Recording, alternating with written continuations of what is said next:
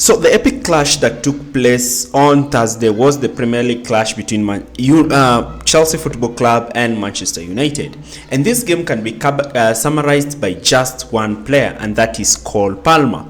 So Cole Palmer actually managed to showcase why he's so special for Chelsea and why Chelsea should build a team around him. We're going to do a tactical analysis on this.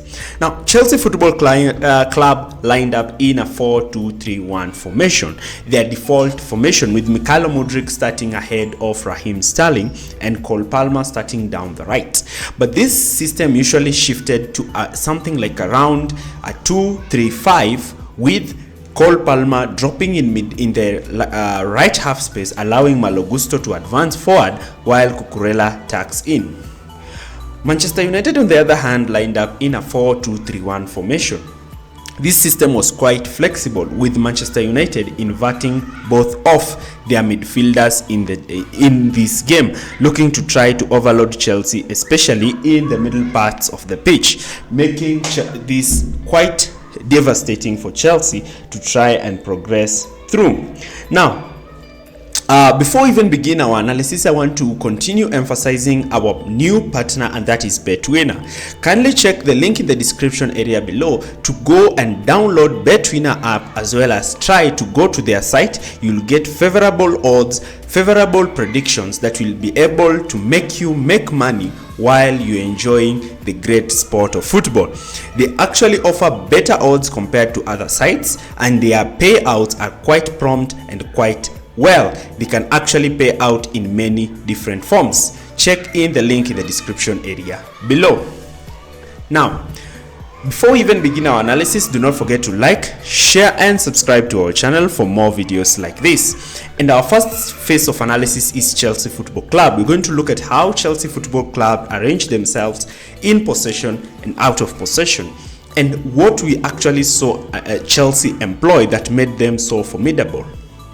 Now, Chelsea's 4-2-3-1 formation was actually, we look at how Chelsea were building from the back, and how they build from the back is by dropping two of their center backs, Disasi and Badiashile, alongside Petrovic.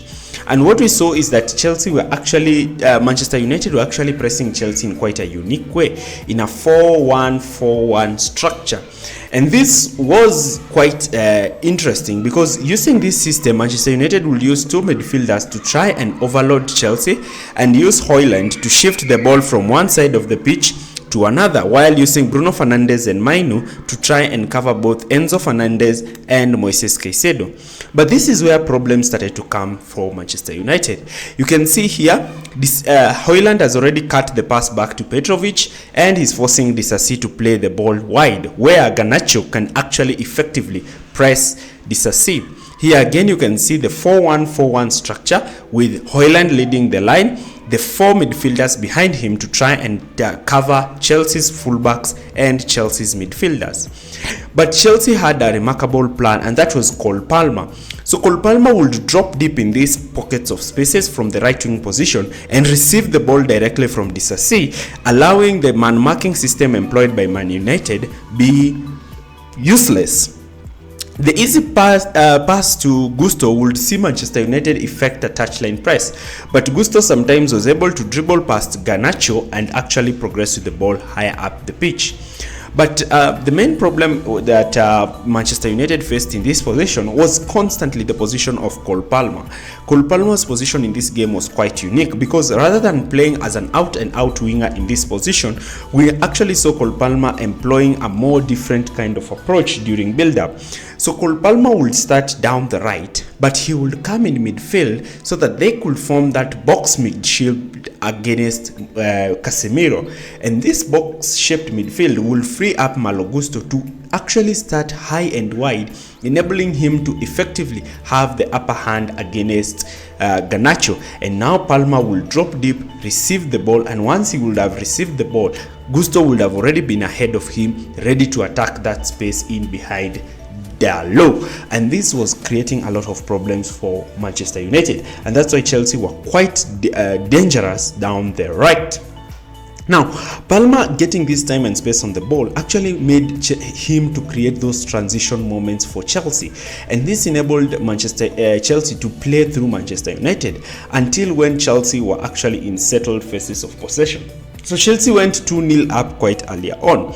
Now, during the first half, it was quite interesting how Chelsea would build up.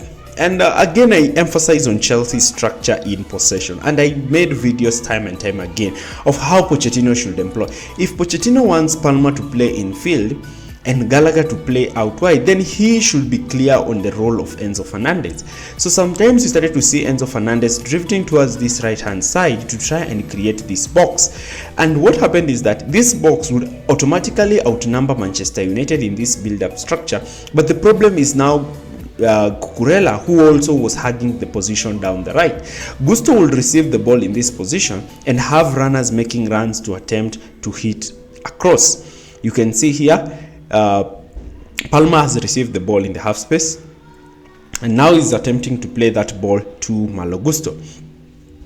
Gusto receives the ball, and now he's trying to play that cross towards the runs of Nicolas Jackson, though Chelsea is not committing a lot of players in the attacking areas of the pitch to exploit this weakness.